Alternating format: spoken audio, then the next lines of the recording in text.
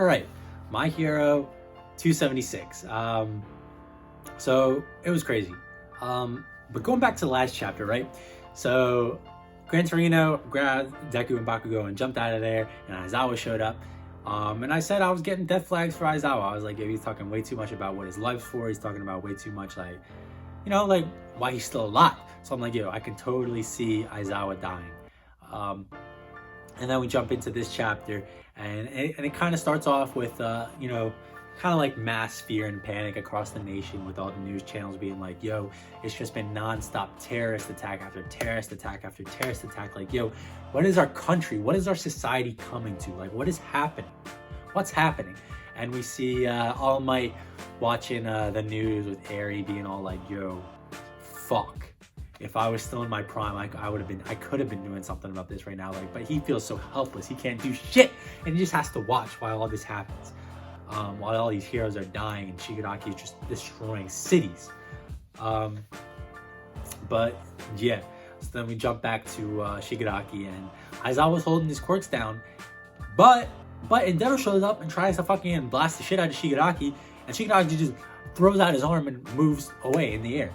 And that's power on the level of, the doctor says that it's not quite up to All Might's level, but it's like almost there. So maybe like 70-60% of like what All Might can do, or maybe less. I don't know. Probably less. But that's fucking crazy. Even without quirks, just his pure physical body is like way stronger than average person. It's like maybe half the strength of All Might, just his regular body. That's crazy. Like, okay, you have his quirk sealed off, but if he can just fucking come up, if he can just run up to you, punch you, and you go splat without his quirks, then it doesn't make a difference, right? Like, that's actually crazy. And we see Shigaraki just messing around with these heroes. Like, Endeavor shows up and he's just about to blast Shigaraki with one of his most powerful attacks, and Shigaraki just says yikes. He just says yikes. Like, what? You have all your quirks sealed off. You're getting hounded by like 30 heroes, including the top number one, who's about to unleash one of his most powerful attacks on you, and you say yikes? You're not even scared? What? Shigaraki is just so OP right now. It's actually crazy. Wow. And then we jump back to Deku and Bakugo, and how they just gotta stay out of the way. Gran Torino's like, yo, just stay here.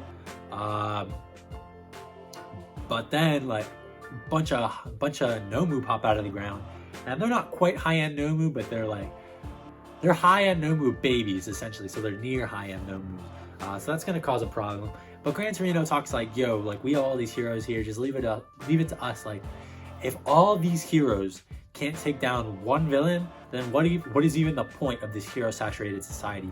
And I think that this battle, this arc right now, is really going to determine what happens in the future of My Hero Academia. And we already knew that, but you got to think back to like the whole point of the League of Villains and Shigaraki was to cause instability in the trust of hero society. Like, don't trust heroes anymore, they can't really do anything.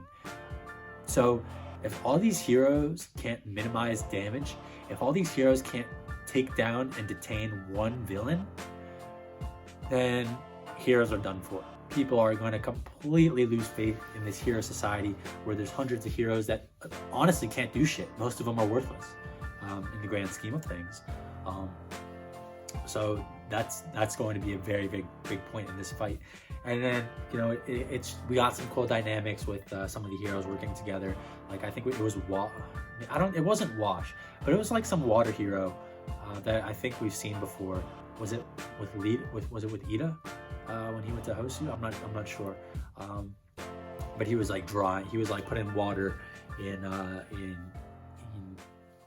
Eraser's eyes so he doesn't have to blink, like moisturizing up his eyes. So it was nice to see some teammate, and we also saw like the Ed Shot, was his name, like the black guy, which is cool. So we're seeing a lot of the heroes we know. But then the end was just fucking crazy. We see Shigaraki jump out of the ground, and again, he has power like maybe like half the power of All Might, which is actually insane. Like, he can just run up and punch you, and you go splat, even without his quirks. And he's about to kill Aizawa, and I for sure thought Aizawa was gonna die. I thought we were about to see that man's die, because he was saying like, yo, I can't die yet. And he was having flashbacks of all his students in 1A, including Shinso. Shinso was thrown in there too, which I like that little detail, that Aizawa views him as an important student as well. But he was talking like, yo, I cannot die yet. Like, I just can't die, not until I see them graduate and become heroes. And I for sure thought he was gonna die. It didn't look like any of the heroes there were going to get to him in time. But then Deku shows up out of nowhere and fucking knocks Shigaraki the hell out of there, and Bakugo runs up and they're like, yo, it's our turn now, Sensei. It's like, it's our turn to protect you. Like, leave it to us. You know what I mean? And honestly, okay, Shigaraki has his quirks shut off. But if his power is still comparable to All Might's, then Deku is pretty much the only one that can handle him. Like, yes, I know there's still very, very powerful heroes there, like Endeavor, that can try and fight Shigaraki and maybe get somewhere. But we saw him trying and he wasn't getting anywhere. And he probably has the most firepower of all the heroes there. So I think right now, with how Shigaraki has all his quirks sealed off, but still has like this immense power, I think Deku and Bakugo, mostly Deku, are like the only ones that can hope to handle him and restrain his insane power. Because ultimately, Deku probably has like what? He can control like 30% full count now and do like 40 if it really matters. That's probably where Shigaraki's at with his with his normal power level now. Maybe a little higher than that, I don't know. So yeah, Shigaraki and Deku with Shigaraki's quirk sealed off should be like in the same playing field right now. So, you know, it's been really crazy this past couple of chapters, because we went from seeing Shigaraki as a complete monster, and he's still a complete monster, but now that he's just surrounded by heroes everywhere, and you know, he has his quirk shut off, there's definitely more of a fighting chance right now. There's definitely more of a fighting chance. But you still have to remember, like, all those near high-end Nomu were summoned, so those will probably prove an annoyance. But even beyond that, we still have Machia and all the other villains that were at the other war zone. They might show up soon, specifically mostly Machia. Well, he might show up soon. So I don't fucking know what's going to happen. Like, yeah, Shigaraki's kind of getting cornered now, but I don't really see that lasting for all that long. And another thing was, at the beginning of the chapter, I really liked it. It showed All For One smiling. Another thing, like, why is All For One always fucking smiling? Like, yo, this is crazy. Especially now that the world is, like, going to shit right now with Shigaraki. Like, yo, All For One, I've been saying it time and time again, but he's not out of this. He's breaking out. He's probably breaking out. I can see him doing something. He's not just sitting in there smiling. Like, yo, he's definitely coming up to something. Like, sure, it could have just been, like, symbolism, like showing him, like, yo, this is what he's been aiming for this whole time. It's like his ultimate evil plan finally coming to fruition. But I think it's meaning more than that. I think we might see more from All For One relatively soon, which I'll be really excited to see. Yeah, I just don't fucking know. It's just crazy what's gonna happen soon. I think the death flags for Aizawa have raised a little bit. I still think they're kind of lingering, but they're not nearly as bad as they were. If he was gonna die, a good time would have been at this chapter, and just not have Deku save him. Like, you could have had Aizawa get like a lethal blow, and then Deku come in, and then maybe him dying later. But maybe that would be too reminiscent of what happened with Night Eye. I don't know. But it's just been crazy overall. My Hero is killing it. Yo, it's getting better and better every week. The art is still on point.